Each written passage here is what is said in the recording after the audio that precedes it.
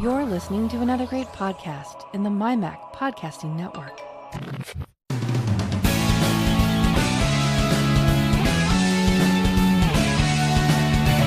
News, views, security stories, technology, and all sorts of other related chit-chat that catches our attention.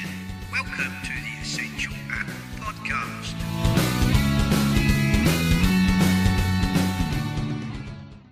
Hello everybody, we're back.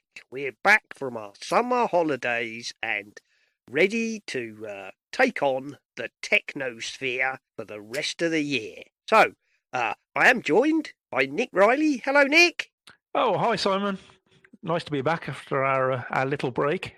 Yeah, well, it was quite pleasant. And yet, surprisingly, despite it traditionally being a complete dead zone, quite a lot happened while we were on our holidays. Just to spite us. Just to spite us, yes. Sod's law. There we go. Anyway, so what has happened, really? Well, all sorts of things. Lots of things have happened. So I suppose we should kick off with the obvious one, shouldn't we? We should kick off with the most obvious one, which is, of course, that Apple have announced their very much expected September the 10th event at Apple Park. Yay. Yay! No, like we couldn't guess that one very much. Jolly good. Very good. And they've sent out... We'll find out what... Yes, we will. We will indeed, Nick. You're right. We'll find out what they have to say. And this one is called By Innovation Only. Oh, a bit of a dangerous handle, I think. You're asking to get picked on there, aren't you? You are. Yes. Well, hopefully it will be innovative.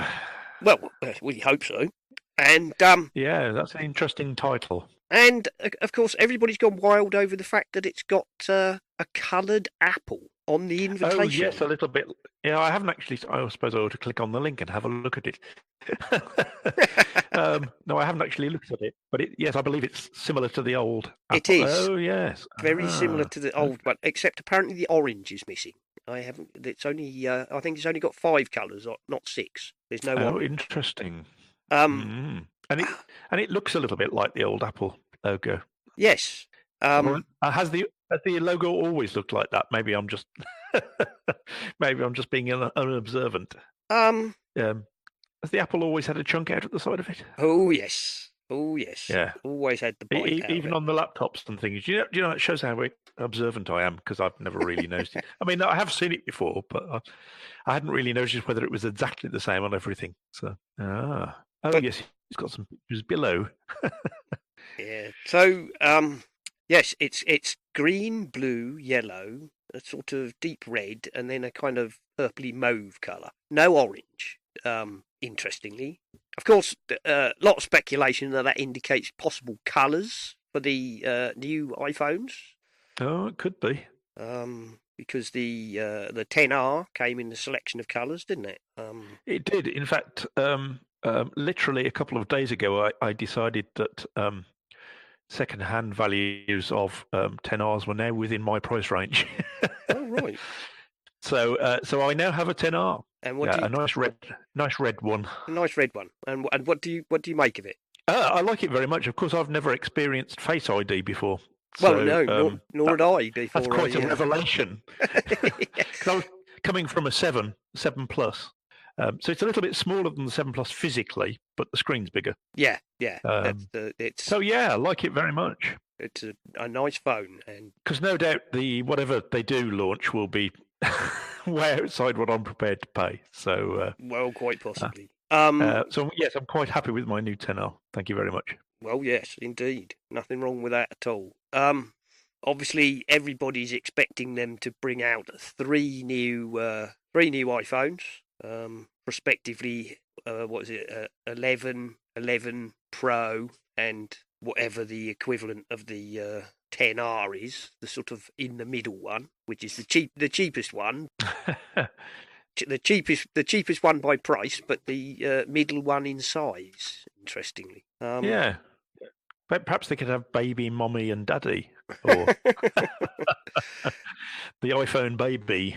I mean, I've heard a lot of people forecasting that it will be the iPhone 11 will be the replacement for the R model, and then the Pro moniker will go on to the replace the S. Yeah, the S models. Yeah. Which makes sense. I can see where people are coming from, because I mean all the laptops and stuff are all Pro and non-Pro, aren't they? So yeah, I suppose bringing them in alignment might make sense. It would be a slightly strange moniker for a phone. In reality, I don't know what features would allegedly make it quote unquote Pro.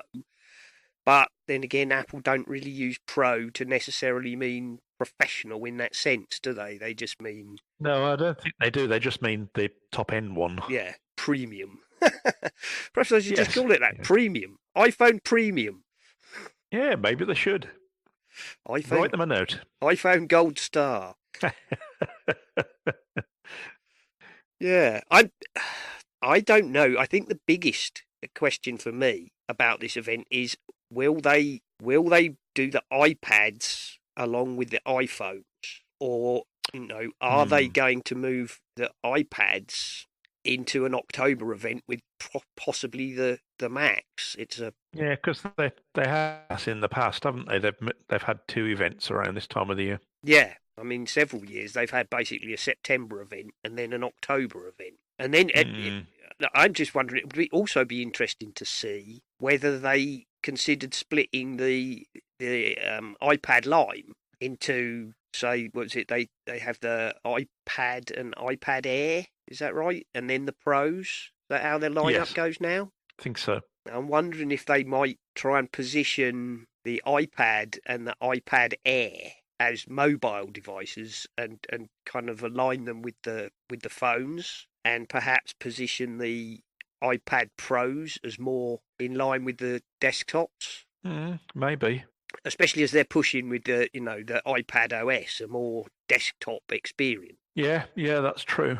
And I'll be interested to see how they handle that, but whether or not they bother to do anything other than phones and probably watches, is hard to say. Because they've always kept them quite separate, haven't they? Really, the iOS stuff and the Mac stuff on the whole. Yes. And they've treated them like 2 separate lines, rather than. But you're right. I mean, the iPad is becoming more and more, certainly laptop powered. Yeah. And with the new OS, that does differentiate it again. It does. Yeah, it'd be interesting. It would be interesting to see a nice diagram drawn out, wouldn't it?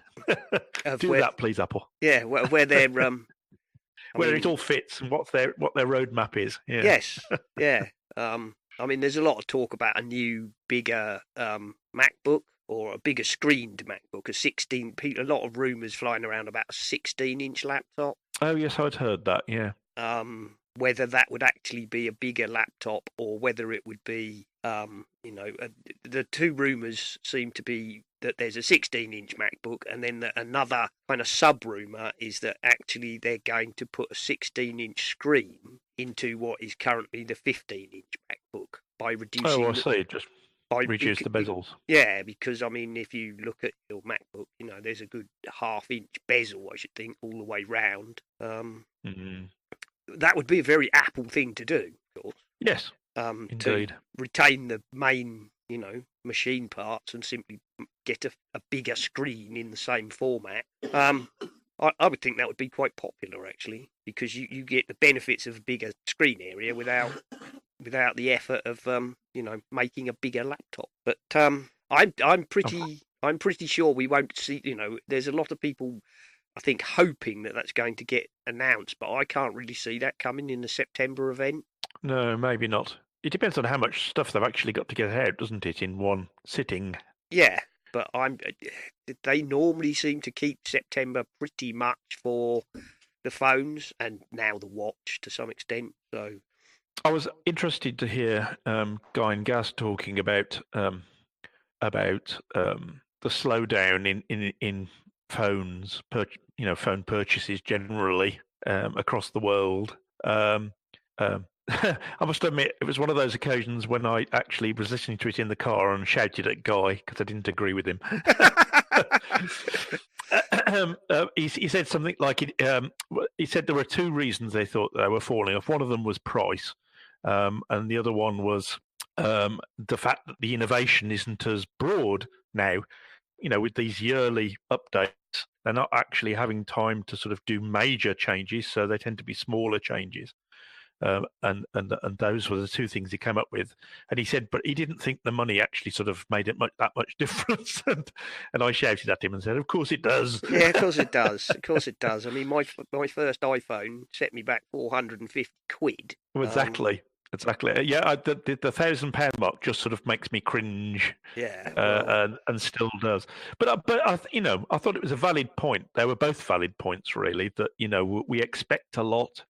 And Apple do seem to still be able to cram an awful lot of innovation into each of their announcements. But even so, we're still talking incremental changes I think to things. if as you know, I listen to the Tech Pinions podcast a lot with Bob O'Donnell and Tim Baharan and Carolina Milanese and whatnot, who obviously Apple isn't their main focus, but obviously Apple are a major tech player, so they obviously talk about Apple quite a lot. But their general view kind of aligns very much with what I think, and that is that this slowdown in smartphones is basically just due to the fact that it's a mature market.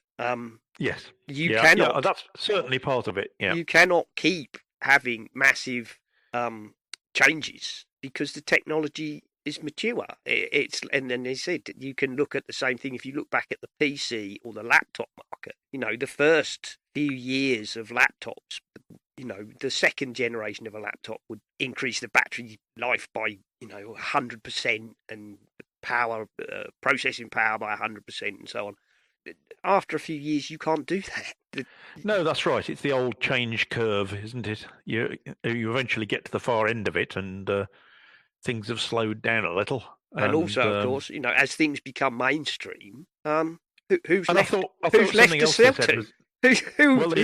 Who is left to keep expanding into? I mean, the first few years of the iPhone, the first year or two, I don't think it, was a massive seller. It sold, well in excess of people's expectation. I mean, I think a lot of people forget that Apple or Steve Jobs said originally when they launched it that they would like to have 10% of the smartphone market, which was, a nascent market there and then. And within a few years, the smartphone market was the phone market, and they were holding, certainly originally, 50, 60, 70%. They don't hold that now. And the fact is, I mean, the machines have become so powerful that people don't feel they need to update every time there's a new phone. No, they don't. Just for the latest feature, because they've got everything that they need in their phone already. Well, yeah. It's a combination of all those factors, isn't it? And then as the prices have gone up, the same thing. I mean, in order to keep my monthly outlay for my phone the same as it was previously, I changed from a 2-year contract to a 3-year contract. Right. Because spread it. Yes. Because it was like I could have had the 10R, which is what I've got, when my contract was due for renewal, and I could have had a 2-year contract. In fact, on O2, they have this sliding thing where you can slide the length of your contract and the amount of data you want and how much money you want to put down up front to adjust your thing. But kind of started off at, well, you're on a 2-year contract. This is how much it will cost on a 2-year contract. It's like, whoa, no, thank you. That's putting my monthly rate up by more than I'm prepared to pay. So I slid it all the way to the far end, and it was like, that's more like it. So yes, sometimes it's. I know when you're on forums, often talking about financial things, there are always those people who will say, "Oh no, but the most cost-effective way of doing it is A," but often A means that you're just paying a lot up front, which you might not have. So a lot of us have to settle for B, which is spread it a little bit. I don't have £1,000 laying around, to go out and buy an iPhone. No, there we go. That's right. But yeah, it's exciting. It's always exciting when exciting. I'll be very interested. Come round. I'll be very interested to see. I mean, everybody's still pushing forward this thing of it with the big square on the back. All those renders with the. I mean, I guess it's highly likely that is the form factor. I must admit, I'm not keen on the renders where show it with a big black square with the lenses in. No, that's not very pretty.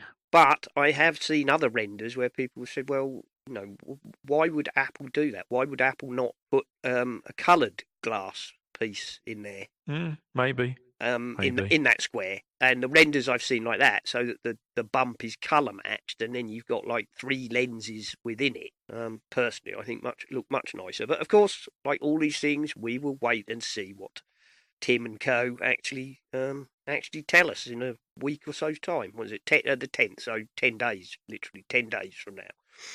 Oh yeah, what I'm waiting for is where the camera is so good that you can hold the phone out in front of you, and then you let go, and it hovers in the air in front of you and takes photos. What is it? Go gadget spins wings around you. Yes. go gadget copter, and like a little drone thing pops out of the top of it to hold it up. Yeah, or a big spring leg. Who knows? Spring leg comes out.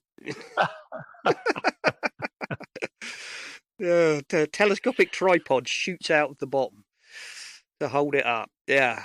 Oh dear. Right. Well, I think we'll move on now. Of course, there's been the whole Siri recording quote unquote controversy. Where it turned out that Apple had hired contractors to listen to Siri requests. Apparently, anonymized Siri requests in order to, like everybody else, kind of see how Siri was performing at, what people were asking it, and how Siri, how appropriately Siri managed to reply. And also, of course, they were looking at accidental activations. I don't know how many people get accidental activations, because I scream at my phone, "Hey, Bing," and it doesn't do anything whatsoever. Looks at me blankly. So anyway, of course, there was a whole huge kerfuffle, I suppose, because somebody said, "Oh, we heard people having sex and doing drug deals and all the rest." It's like, really? I think you might have been exaggerating that slightly. I'm sure there aren't many people who shout out, "Hey, S-lady," in the middle of coitus. I'm really... well, unless your partner is, named such. Has that name, yes. In which case, turn the damn thing off. Exactly. Yeah. Oh, dear. I must admit, this is one of those things that I felt was a big storm in a teacup. Yes. I did but too. I mean, I understand some people would be concerned about privacy and all that sort of thing, but I would just like Siri to get better. Yes. Anyway. It often isn't. It often isn't. That is correct. Well, of course, Apple apologised, said they were putting the grading program on hold, that they would, consider it, and they've apologised, said that they should have done better, and apparently it will be returning, but it will be opt-in, and no third-party contractors will be involved. And apparently all the third-party... fair enough, I suppose. All the third-party contractors they'd hired have all been laid off. So I feel sorry for them, really, but there you go. What I did hear, I mean, they're all doing it. We know they're doing it. If you didn't think that somebody somewhere was listening to at least a percentage of these kind of things to kind of check how well they work, then I think you weren't really thinking about it. Well, yeah, exactly. I don't know how you think that AI isn't clever enough to be human yet. No, which is what you're actually saying, is we want AI to be able to be human enough to be able to work out whether it's answering it correctly or not. Yeah, and if you had an AI that was clever enough to grade Siri, stick it in Siri. Exactly, yeah. So there we go. What seems to have got an awful lot less coverage, and I found to be far more shocking, to be honest, was the fact that Microsoft coughed up that they were, listening to a percentage of Skype calls, which... Oh, right. To me... I haven't heard that. Well, I didn't get much coverage, but to me that seems to be... I would consider that to be far more shocking. I mean, while you're making a telephone call... It's a lot more invasive, isn't it? That's certainly more invasive, because that's people actually having conversations in the same way as they do across the telephone. So, did they give a reason for why they were doing I didn't really dig into it. It was just like typical. I suspect that they've coughed up to it on the grounds that, Google Everyone and else Amazon, is. everybody else is coughing. I suspect they're all worrying, aren't they? That if they get caught up, if they don't mention it now, when Yes, then everybody's we're really in trouble. they'll really be in trouble. And if legislation comes in to start saying you have to be more open and whatnot, and then they get caught having done it and not said anything, I think they'd be in a lot worse trouble. Indeed. I found that far more shocking than finding out that Amazon are listening to Alexa requests, or that Google examine Google requests and so on. Yeah, I agree. And I think the biggest thing with Apple, of course, was really they make a big thing of how they protect your privacy, and they they apologised and said we shouldn't have done that without being more clear about it. So there we go. Again, I think it's all a bit of a storm in a teacup. I'm glad that they've all come clean about it. And I think they should just be a switch. Yeah, I'm fine. Sure, listen to my requests to improve Siri, or no, please don't listen to me because I asked Siri where I can buy illegal drugs, or there we are. And Apple has finally decided to let independent shops fix iPhones. This was a big thing. This broke this week. Because after there was a bit of a backlash over their thing where they put a message in if you have a third-party battery installed by where it brings up a message saying we're unable to tell you the health of your battery. That's the only thing it does, and you can say thank you very much, and then it doesn't lock you out of your phone. It doesn't do anything. It just disables the battery health status. It still shows you with battery percentage and all the other things, but there was a bit of a backlash against that, saying Apple were trying to protect their own market and so on. Apple have finally budged on letting independent shops fix iPhones. This is in the Slate and lots of other places. Basically, you no longer have to be an Apple approved repairer. I think the important thing is that they're actually saying that they're going to supply these third parties with Apple parts. So. Yes, that is it. What it's saying is you can apply now to become an Apple independent repairer or something, rather than an Apple approved service centre. Right. So yes, and you will be able to get tools and parts from Apple, so that customers can, you can go into a shop on the high street which will display a, Apple approved repairer sign, and know that you're getting genuine Apple parts and so on. So that's good. I think that's good. It is good. So there's a paragraph in here that sort of says it all. Really, it says the expansion of Apple's repair program now allows independent electronic shops to have access to replacements parts, tools, and diagnostic software for iPhone repairs if at least one employee has completed the company's free 40-hour online training course. There you go. That seems fair enough, doesn't it? Seems fair enough. Get certified, get access to Apple parts, and there you are. And then, that will be a layer. In many ways, that should make life easier for quite a lot of these smaller repair places. Yes, yeah. To get stuck in. I very much think so. And it will make life easier for a lot of people. Because you will be able to, I'm sure there'll still be, honest Joes, don't ask where the parts come from. Repair shack. But at the same time, it would be nice to be able to go into, a... Yes, I'm sorry I hadn't got one of these A12 parts, but I put a B12 in instead. Yeah. So, no, good.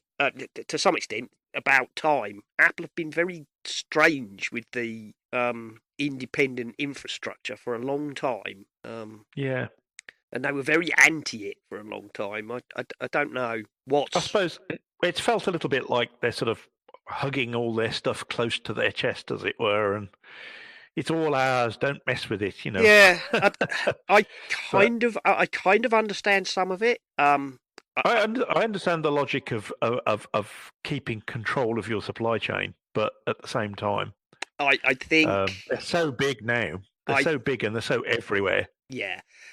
I also suspect that the growing right to repair movement may have had a certain amount of influence on that, because if you're going to say to legislators only we should be allowed to repair our own stuff, then I think you're likely to be finding yourself on the wrong end of a anti-competitive yes, investigation. And so perhaps perhaps they're thinking, well, look, if we let reputable people do the training, give them the parts, give them the tools, we can say to people, look, you don't have to come directly to Apple. You can go to a place on the high street, and as long as they've got this approved badge, you will be getting genuine parts and properly Apple trained technicians. And then that's I bet Bart will be pleased to hear that, won't he? Because he hasn't got any Apple shops. Well, nearby. exactly. Yeah, indeed.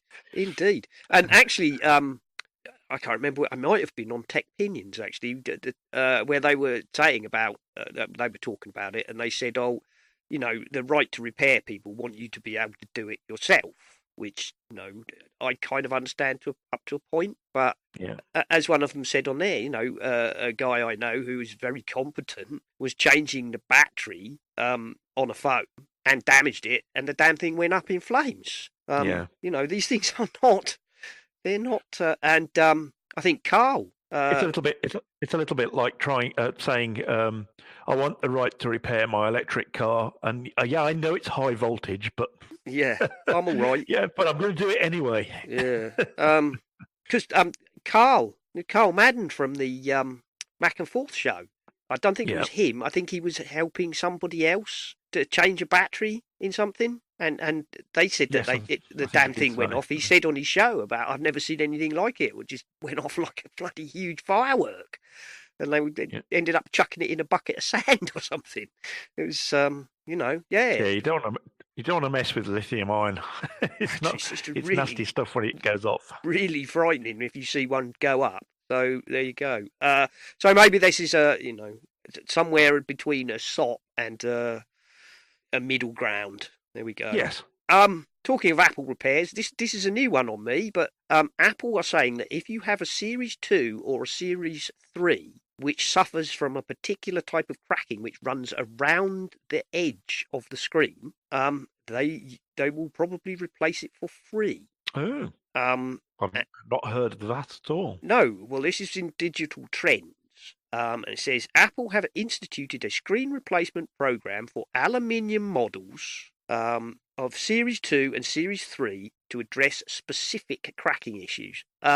Apparently, in very rare circumstances, always, of course, it's always in rare circumstances, a crack may form along the rounded edge of the screen of these affected models. The crack may start on one side and continue around the screen. And they've got a picture there, a diagram showing the sort of crack they're talking about, and it's literally one that runs around the beveled edge. I wonder whether it's some kind of stress fracture of some sort. I would think that it probably is. So if you have a Series 2 or a Series 3, which is suffering from a crack which runs not across the screen, but round the curved edge or along the curved edge, you should be able to ask Apple to sort it out for you at no charge.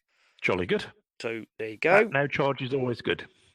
Yes. This story I've got here, it's only a short story, really. Perhaps I should have put it in one of the quick flybys. But at Dougie in the Slack room, which is where it's all been going on while we've been on our holidays, by the way. Yeah, plenty of stuff been. It has been quite. It's had little bursts of activity, hasn't it? Yes, it's quiet, and then somebody says something, and it all goes off. But Dougie posted one in here. It says, for anyone who does not know, iOS apps and web pages loaded in Safari have a way of expressing a full set of password constraints so that generated passwords are compatible. And then he sent a link here to the Apple developer password rules. But apparently that's so that apps and web pages can convey to the keychain what their password requirements are, so that the keychain will not generate passwords which are rejected. That's cool. Yep, that's cool, isn't it? Which is why when the keychain generates your password, it always works wherever you set it up. Well, as long as I assume the developers have instituted that, those rules. This one's another little one. This is from Forbes, who, by the way, I really have beginning to dislike a lot. Everything they write about Apple seems to be incredibly negative. And even if it's about a positive story, they manage to bring some negative angle into it. But That's a shame. yeah, a new MacBook Pro leak reveals Apple's solution to the troublesome butterfly keyboard. And by the way, they have the most clickbaity headlines. They really do.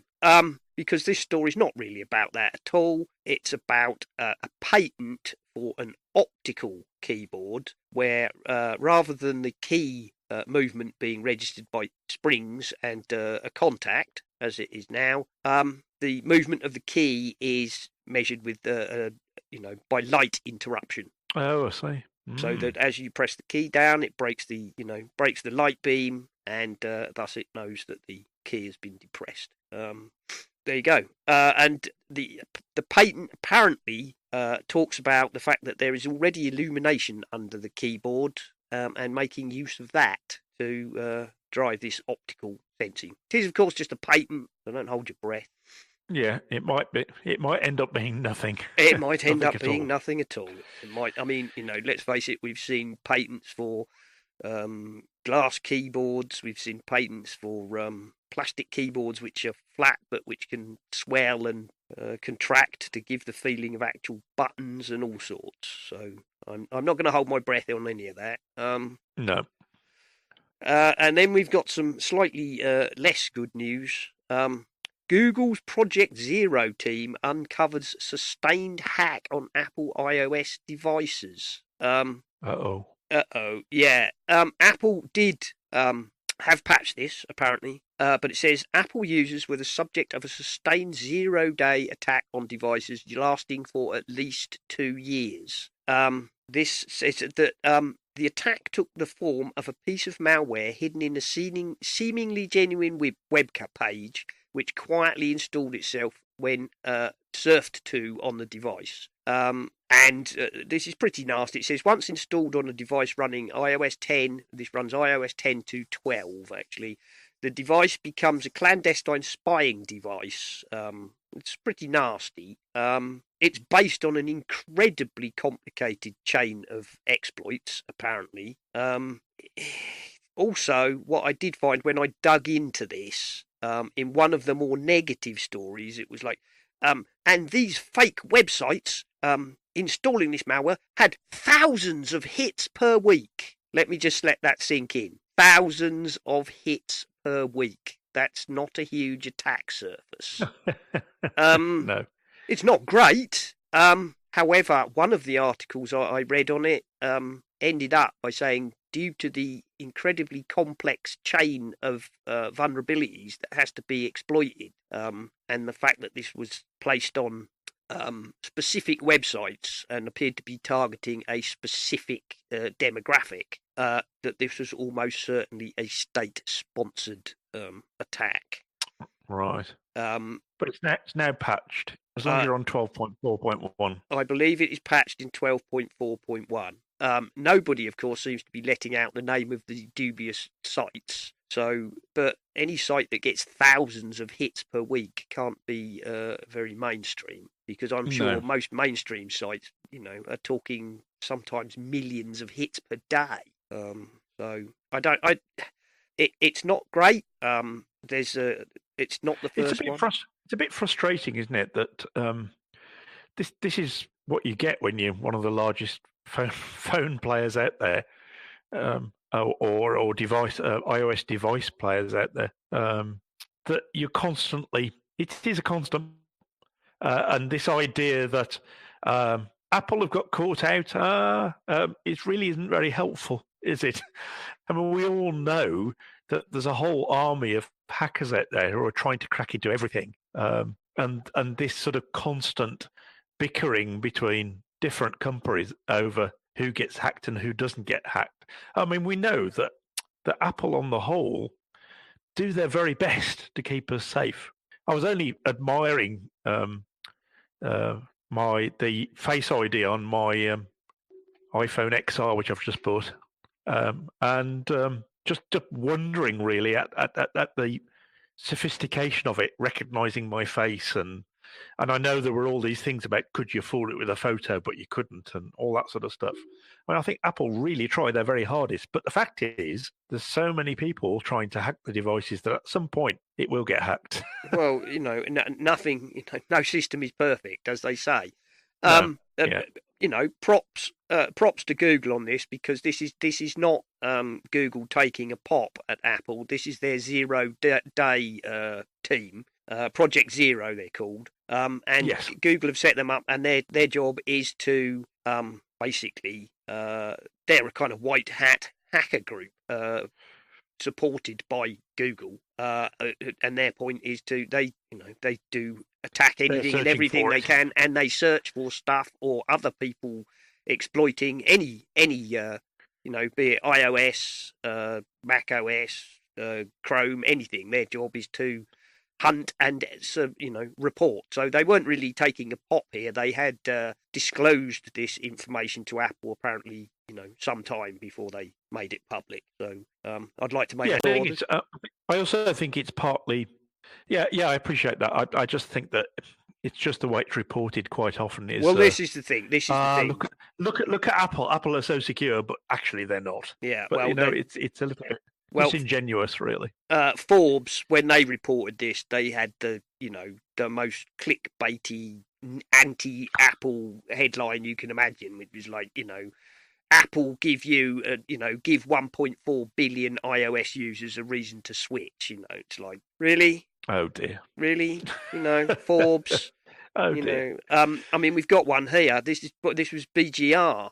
Their headline for basically the same story is: researchers detail the most dangerous piece of iOS malware we've ever seen. And then go on to say that actually, yes, it's dangerous, but it's barely been exploited. Here we go. In fact, it might have been them. Yes, it's actually BGR who, at the end of their article, say the websites in question were seemingly operational for 2 years and had thousands of hits per week. And also, apparently, they described the target. Google did not name who was targeted, although they implied it focused on people of a certain ethnic group. Right. Right. Many security researchers are confident this is a state actor behind the malware. And the other one was Project Zero revealed a wild iOS exploit which would allow a malicious actor to take over targeted device with no interaction. Apple patched the exploit, and there was no indication that it was used in the wild. So, there we go. I think the truth is, nothing is secure. Nothing is 100% secure, and you just have to be as careful as you can. You make your choice based upon who works hardest at it. Or at least that's the way I look at it anyway. Yep, that's it. And actually, skipping off a bit, another one which had some incredibly clickbaity headlines was this was earlier in the month. A new attack exploiting a serious Bluetooth weakness can intercept sensitive data. And this is the knob attack. Yes, I'd heard about this. Yeah. Yeah, Guy and Gaz discussed it. It works by a man in the middle intercepting the Bluetooth handshake between devices and forcing them to use a 1-byte encryption key, which can then be forced. Now, that's not great, but even the guys who demonstrated that you could do it said the window of opportunity is tiny. You have to be close enough, i.e. within Bluetooth range, and you have to target the target at exactly the time that they are pairing their Bluetooth device. So in real-world situations, unless you are James Bond attempting to intercept the head of Spectre, the rest of us are probably pretty safe. But again, this is a serious flaw in the way that it works, and it can be exploited if you are close enough and clever enough and all the rest. But as for an actual in the wild problem that most of us need to worry about, no, it's not. And yet there were, headlines along the lines of Bluetooth totally insecure and, oh, grief, the sky was going to fall. It works everywhere, though, doesn't it? It's a little bit like the auto unlocking cars, like my Leaf. As long as I've got the key in my pocket, it will open the car. And how insecure they are. Well, they are. Yes, they are. You can get devices that can pick up that signal and duplicate it.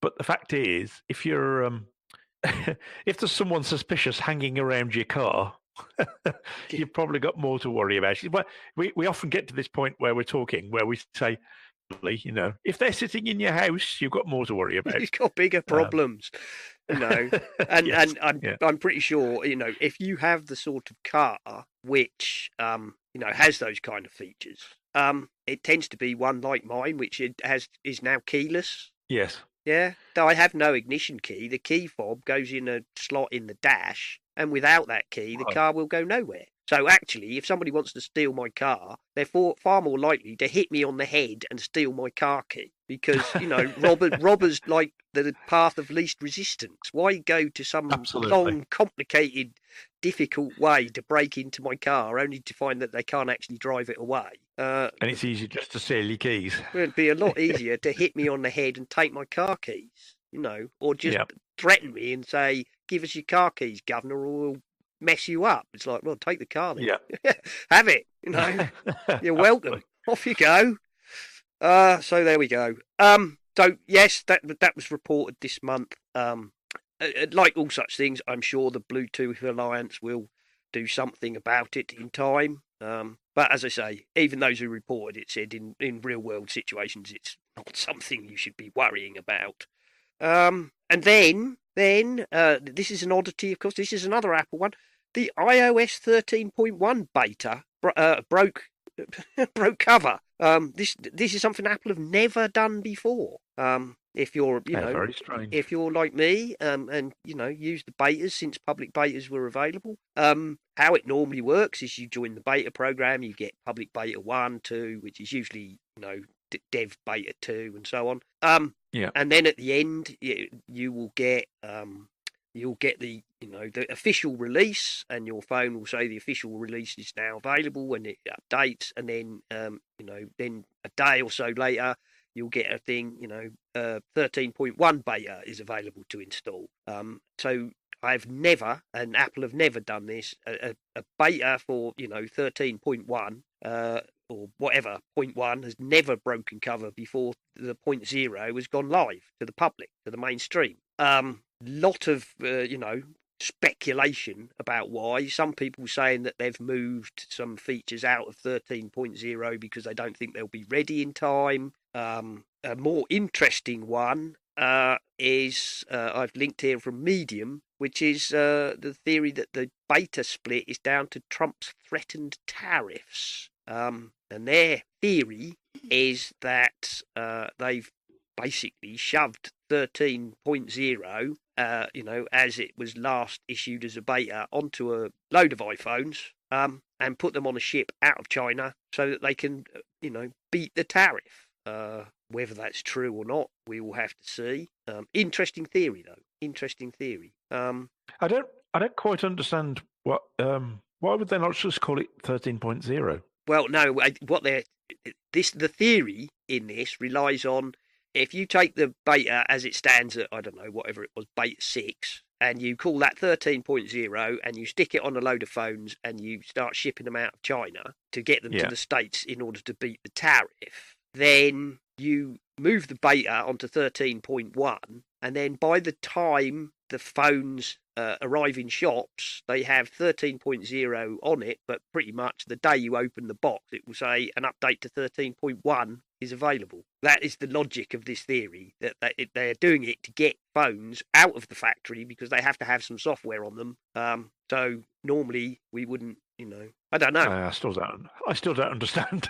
All right, well, it just seems completely arbitrary to me. They just put some numbers on it. What does it matter? Well, yeah, I know, but it's to some extent, yes. But if you read the article, the guy's reasoning, it makes a little bit more. It's a bit clearer. I'm probably not making a great job of it. And as he says, it's just a theory. And he towards the end of his article, he says, if this happens, I'm right. If that happens, I'm completely way off base. So. Right, fair enough. He's not trying to. He doesn't claim to have any inside knowledge. He's just saying, "Oh, well, this is what I think is going on, and this is why I think it's going on, and what it means." And then he says, "All right." So it wasn't just someone got the number wrong. No. It's definitely 13.1 beta. Well, if they did, Apple would go in with it and not, shh, don't tell anyone. Don't tell anyone it was a mistake. Yeah. So, but that was very interesting. So I am on 13.1 before 13.0 has even gone Gold Master, which is a very unusual. Well, how strange. It was very, very strange. From my point of view, didn't make any difference. I went from one beta to the next. They changed. And in that point, yeah, it's just an arbitrary number. But there we are. And going back to the stories about, we were talking about, obviously, hackers and vulnerabilities and whatnot. Apple have vastly expanded their security bounty program with higher payouts, dev devices, Mac support, and so on. This was on 9 to 5 Mac, lots of other places. Basically, Apple, as we know, did not have a particularly big bounty program. You had to be part of their invitation-only, bug hunting team. The payouts were not huge. There was no Mac bounty program at all, apparently. Basically, I forget what the thing is. I think they've moved it up to $1 million for, a high priority exploit, a real kind of take over a device without user interaction. Yes. It was originally $200,000. Yeah, and they've pushed that up to $1 million, sensibly, I would say. I mean, that's pocket change to Apple.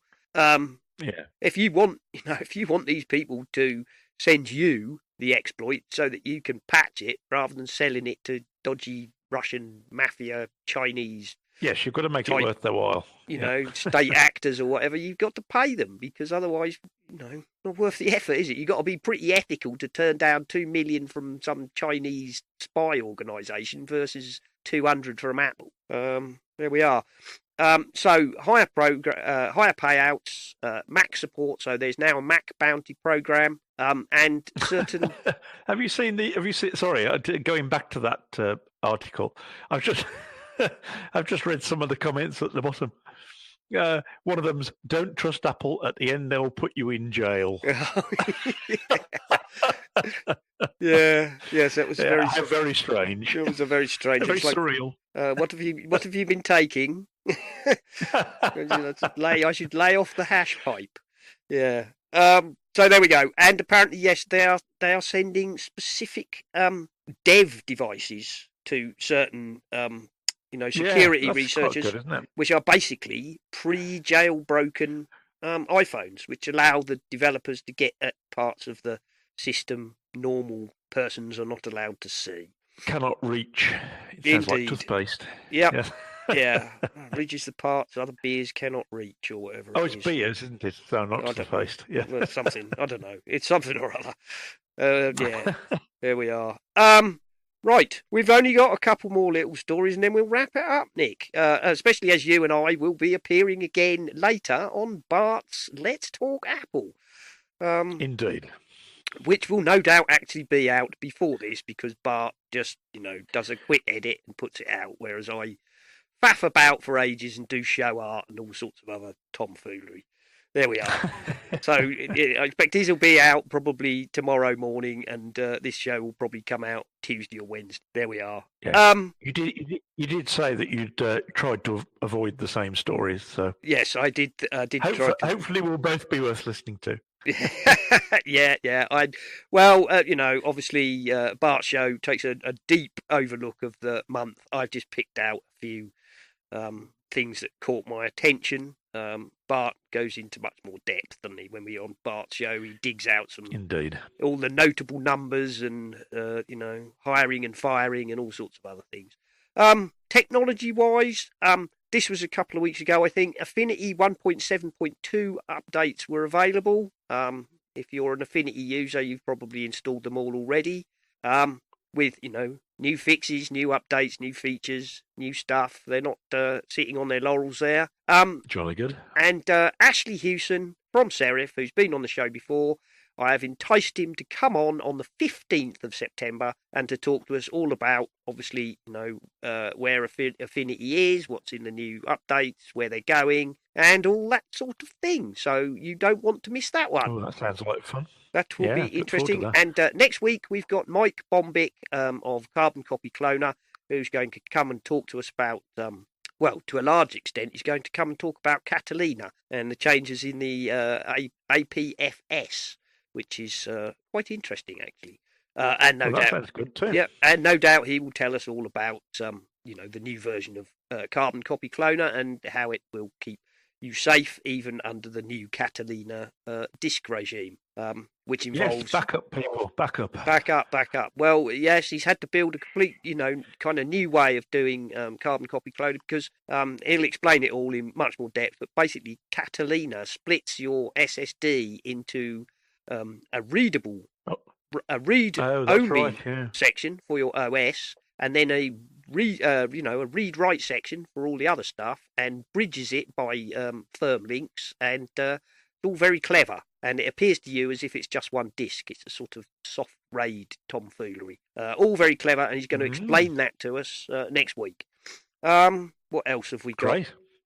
Looking forward to those. Those will both be very, very good, I'm sure. Cerebras revealed the world's largest computer chip for AI tasks. You might have seen this one, Nick. Did you see this one? I didn't. No. No. On the BBC, yes, they've there's a bloke holding up the chip now, and you're thinking a big chip is maybe 3-inch square or something. No, this uses the whole wafer. Oh wow! It's like a foot square. That is one chip. That thing is not, this is the complete opposite of the chiplet trend, which is to, join a whole load of small microprocessors together on an ultra-fast mesh, kind of like build a, in my analogous, thoughts, like making a motherboard. No, this is the biggest AI chip in the world, and it's, I don't know, that when the BBC finally loads, I might be able to tell you the exact size. It's about the size of a wall tile. Yep, it's huge. It's based on it uses the whole silicon wafer. It's the biggest square they can make out of a whole silicon wafer, apparently. Wow. It's bigger than a standard iPad. Right, that's about all they're going to tell me, is it? Thank you. So, I don't know, it looks like it's about 12 by 11 or something like that. Yeah, it looks like that. It's a big chip. There we go. The single chip can drive complex artificial intelligence systems in everything from driverless cars to surveillance software. There we go. It's 8.5 inches square, apparently, according to that. There we go. Here we go. Yeah. Dozens of chips are typically manufactured from a silicon wafer, which is cut apart to separate them. The most powerful desktop CPUs have about 30 processor cores. But this one, Cerebras, has 400,000 cores. That's amazing. All linked to each other over a high bandwidth connections. It claims the wafer scale engine will reduce the time it takes to process complex data from months down to minutes. So is this the start of Sirius Cybernetics Corporation, where it'll actually start giving you what you want before you know you want it? I have no idea. Whether that is really the solution or whether the chiplet, idea is the way to go, we shall see. Although this is, this is for very specialised tasks. It is, yeah. Yeah. I don't think this is not something they're saying is going to end up in your desktop. No way. There we go. I just found that an interesting thing because, that's cool. Normally those chips are cut. They're all etched onto a wafer, and then the wafer is sawed up into all the little bits. Well, in this one, they've just made the whole wafer into a giant chip. Oh, dear. Right, well, I think we'll just finish up then with the Just a Snippets. The flyboard inventor who, the last time we reported failed to fly across the channel and ended up getting dunked. He managed it on the second go, which was almost inevitable, I'll be honest. in many ways, I felt very sorry for him because he wanted to do it for the 109th or 110th anniversary of Louis Blériot flying the Channel, and Yes. he failed. And then he did it again. He managed it second attempt, which was 10 days later. So there we go. No, good for him. So yeah, I'm sure it's a bit of a disappointment. I did feel sad for him really when he didn't make it the first time. Steve Jobs lookalike photo boots up Apple conspiracy theories. I don't know if you've seen this. I have, yeah. Yeah, a picture. It is very much like him. Yeah, It's amazing. A picture surfaced of a guy who, at least in that photograph, looks incredibly like Steve Jobs. He's got the Steve Jobs glasses, the Steve Jobs haircut. He's got the Steve Jobs profile. It also helps, of course, that in that photograph, he's holding his hand near his chin, almost in the Steve Jobs iconic, Yes. thinking pose. Well, I don't think it's Steve Jobs, obviously. I personally don't think it's Steve Jobs. Some people said it was in Egypt. Some other people immediately shot back that it wasn't in Egypt, it was in Libya. I don't know how these people know these things. A lot of people were joking that Steve Jobs apparently does not trust an Apple Watch because he's not wearing an Apple Watch. There's a lot of humorous takes on it. Yeah, a lot of humorous takes. Fascinating. No. It's quite possible, of course, that if he was face on to the camera, he doesn't look anything like Steve. But in that profile shot and the way it's taken, he looked incredibly like Steve Jobs. So there we are. And that's about it. I think there's enough for this week, to be honest, Nick. Indeed. So I suppose we'd better wrap it up. So would you like to go first and just do your usual bit? Yes, you can find me very occasionally on Twitter. I'm there, Spligosh, Spligosh. And you can hear me sometime next week on Bart's show with Simon. Yes. Yeah, and actually, that might be, 3 in a row for me, I think, on Bart's show. There we go. Yes, you were on the last couple. Yeah. Well, I'm going, becoming a bit of a regular. It's not by design. It's just a case of I throw my hat in the ring, and either I pick the right times or nobody else is available, I think. But there we are. I am, of course, on the Twitters as @Serenak, and that's SERENAK. The show is on @Essential Apple, and I should use that more rather than my own personal one, although I don't.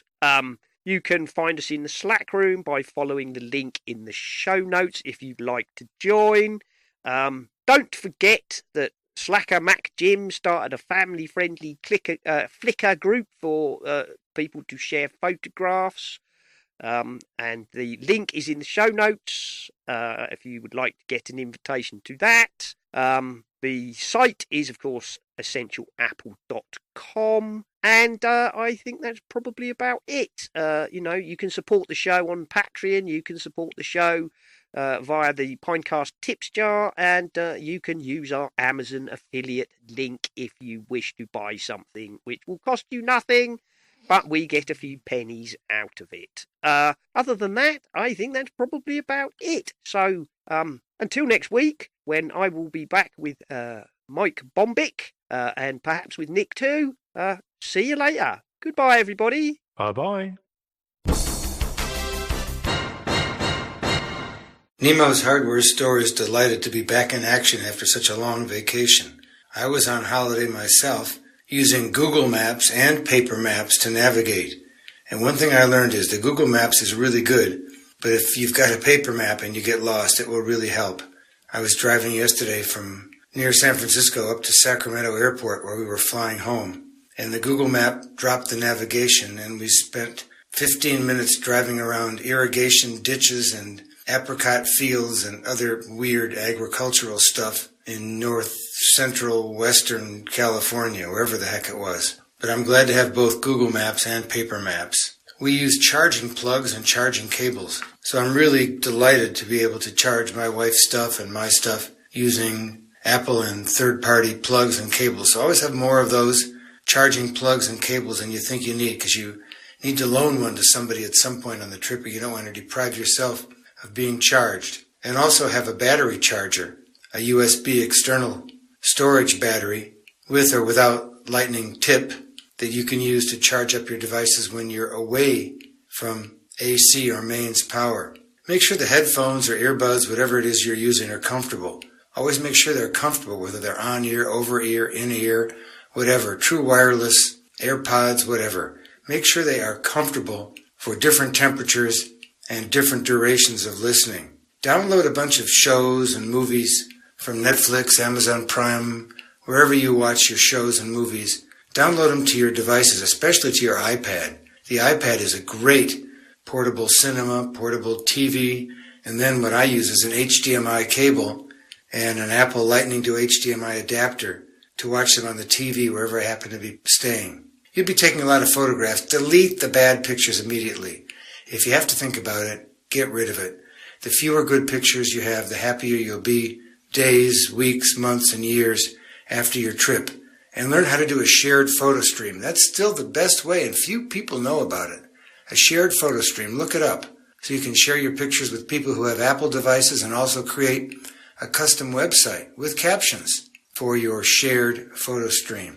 Get some exercise, walk around. Don't just sit in front of your screens or watch your devices charging or discharging or using your CarPlay. I used CarPlay for the first time. It is terrific. I'm going to start using that a lot. So get some exercise, eat some decent food, not too many sweets. It's very tempting to sit around and eat when you're on vacation. So move those buns and those bones. You'll feel good by eating good and moving around. And finally, my favorite travel accessory of all comes from our friends at Scott E-Vest. The jacket I use, the jacket vest, is called the Tropiformer, Tropiformer, from SCOTTEVEST, Tropiformer from Scott E-Vest. I know when I check my pickup location on Tuesday that I will have a lot of gear to review for Nemo's Hardware Store. So keep listening, keep enjoying what Simon and his guests and co-hosts have to say here on Essential Apple, and keep track of Nemo's Hardware Store. Back next week.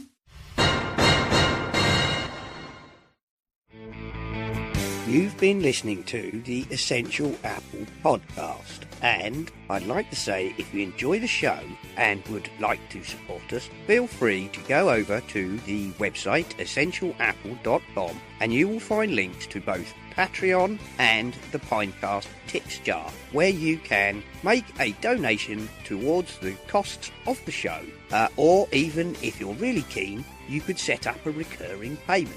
And thank you very, very much to all the people who already do support us. We really do appreciate you very much indeed.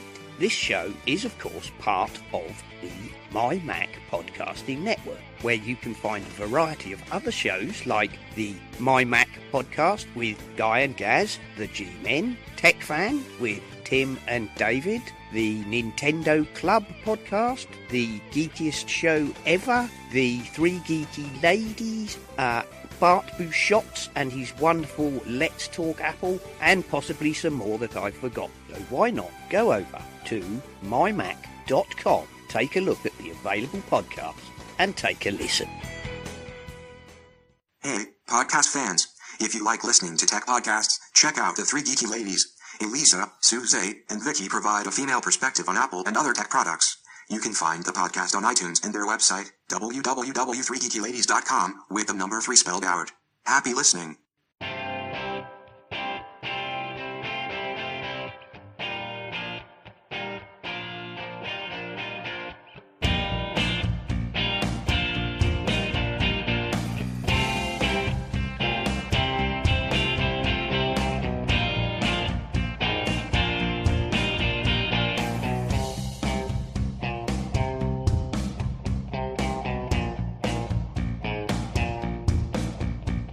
This has been the Essential Apple podcast. We hope you enjoyed the show, and we look forward to you joining us again another time. Until then, goodbye.